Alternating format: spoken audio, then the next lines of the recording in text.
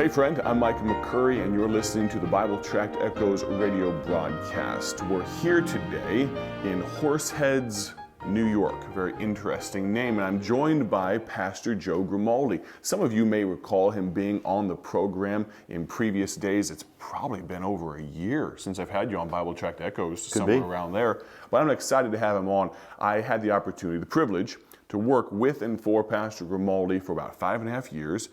You're still there, Akron, Ohio, pastor, First Baptist Church in Kenmore, and I now am in full-time evangelism, and as many of you know, the director of the Ministries of Bible Tracts Incorporated, the host of this radio program. Well, we've been together really the past week or two at missions conferences here, there, and everywhere. And as this Monday broadcast goes out, and we're talking to you from Horseheads, New York, very soon I'll be driving back to the Midwest. You'll be going back to Akron, Ohio. But you know, it's amazing as I travel around and have the opportunity to preach different places. You've had that opportunity to preach out a good bit.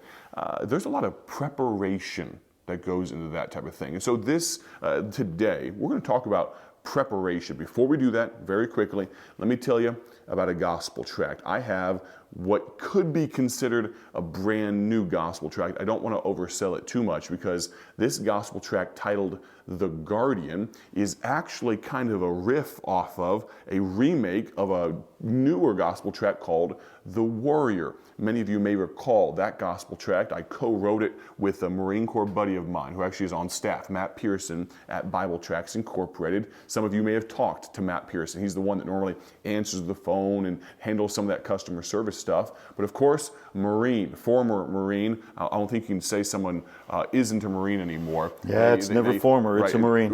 Yeah, so for all the people I just offended, I apologize. Still a Marine, just retired, right? But we were looking at the gospel tract for military men, for people that go into harm's way, and we realized the front cover, it has a soldier on it. We wanted one that was more directly pointed towards law enforcement and fire and EMS and things. And so we have The Guardian. You can order it today at BibleTractsInc.org. That's BibleTractsInc.org. I'd encourage you, if you don't already, use gospel tracts. But let's talk about preparation, Pastor Grimaldi. This is something that was at the top of the list of things we concentrated on. We had staff meetings almost every single week, and so much of it was not to, we would look back at what we had done for the purposes of looking forward to what was to come. And so we called them, what do we call those after action reviews, or what do we call those? Post-mortem. So we'd have a Valentine's banquet. We'd have a kid's Christmas party. And then we break down everything that went well, and then we'd always break down everything that went wrong. And normally the things that went wrong always seemed like a bigger pile of stuff to go through, but there was a purpose for that. It was preparation. Talk to folks that are listening. I mean, we got people that have it across the gamut. There's 110 radio stations probably listening right now from all stages of life. Talk to us a little bit about preparation for life, if you would. You know, one of the sad realities is that we want things to happen. I mean, you want good things to happen, whether it's as a Christian, you want to be a good student of the Bible. You want to be a prayer warrior. You want to be a soul winner. You want to do these things, but you don't prepare yourself to do them. Right. They don't just happen by accident. You just don't go to sleep and, you know, the little fairies come by with foo-foo dust and you wake up and all of a sudden you are that. Right. You know, athletes prepare. Somebody that's going to go to the Olympics or somebody that's going to go into high levels of college or professional sports, they've been preparing their whole life. Whether it's the exercise, the dieting, the sport itself, all of these things are preparation to get where they're going to go. But as Christians, quite often, we don't prepare ourselves. And even in life, we don't prepare ourselves for the things we want to happen. So when that thing happens, and by the way, we don't prepare ourselves for good things, and we don't prepare ourselves for bad things. And we need to do both of those things, prepare both for the positive and the negative to happen. You know, if you're a pastor and you don't have soul winners ready or altar workers ready, or you don't have decision cards and you're not making preparation for the invitation, you know, something you want to happen that's positive. But then on the other side of that, you prepare yourself for what you're going to do if nobody comes forward. How am I going to handle that? So you're preparing both for positive and negative. But one of the keys of preparation is to sit down and break down the situation. Now, Mike had talked about the postmortems we used to do and still do.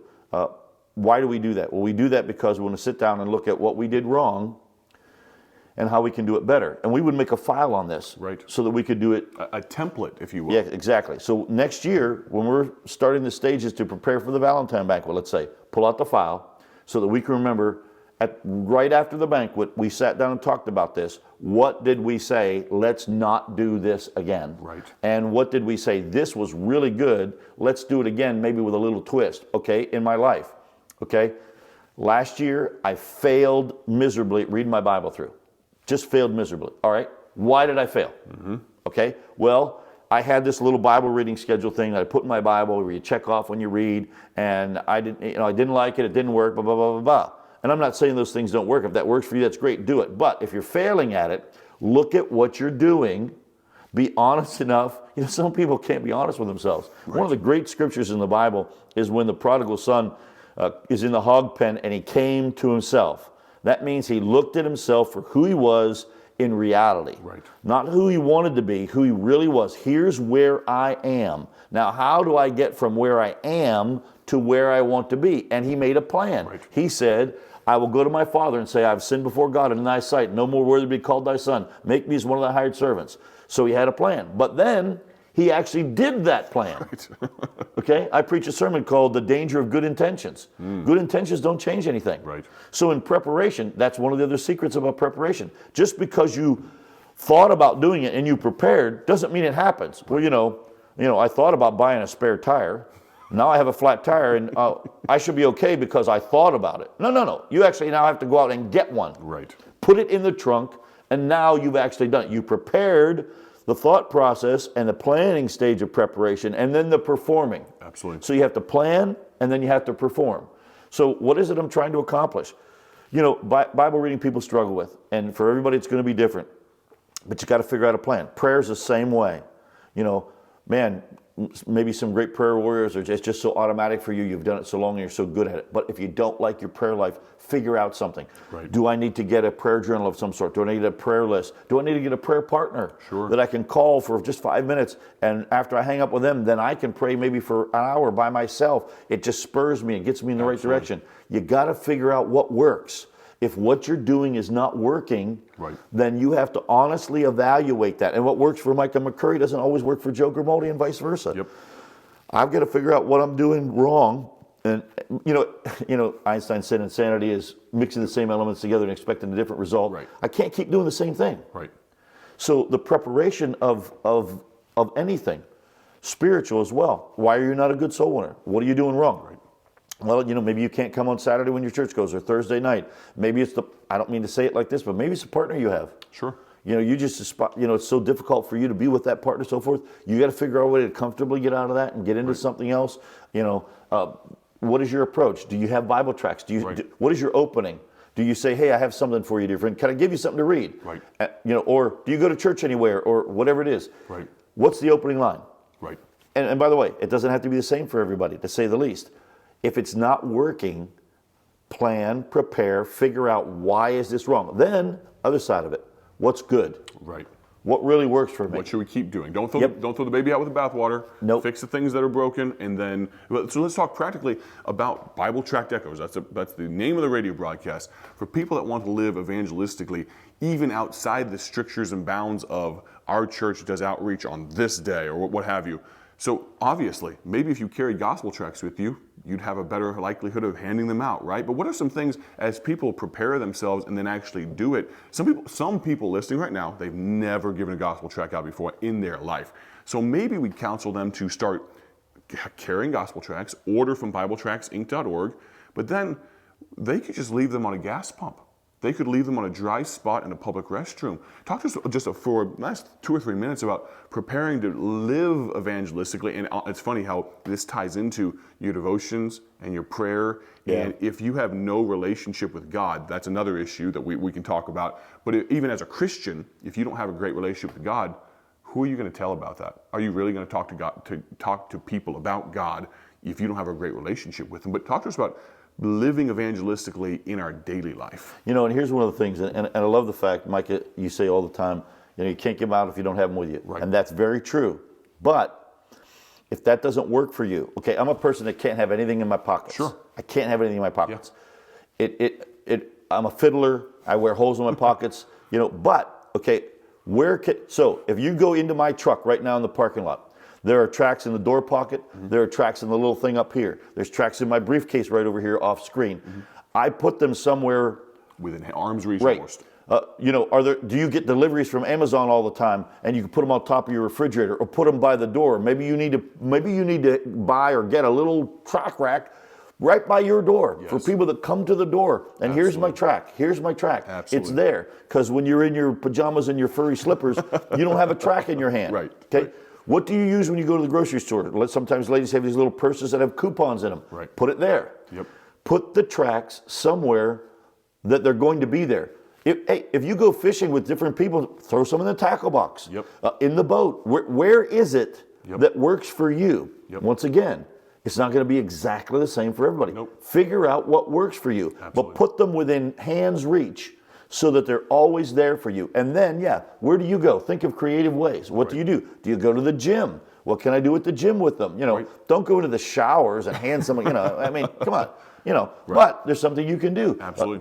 I go to the Y about 3 days a week in the mornings at 7:30 in the morning. You know, when I put it in the locker. You know, I take my lock off. The lockers, I leave the door. Oh, and by the way, all the lockers in this little cubby where I go are closed. Leave mine open. Lay the track in there. There you go. Because people are going to come and either shut that door or use the one that's open. There you so go. that's the one. Absolutely. Okay? And so in my gym bag.